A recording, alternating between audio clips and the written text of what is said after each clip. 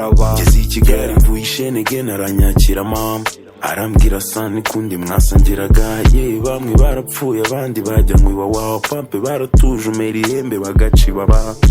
drugs n'ubujuru ubwo ndaheza ndabikaraba nkiga gukuramira insenda malika ndanywa ntangira gushugurika pesa ndazicakaza baby beza mvunika bagenda babitangaza ubwo ntangiye umuziki barambwira ngo ibintu rapa n'ifu ntibizakugezayo ese ndihe nawe nsubiza iki kibazo iby'isi ntibizakurakaze kugeza aho usaba ugasaragurika ukibagiza kuko udasubira inyuma ariyo nsinzi maniga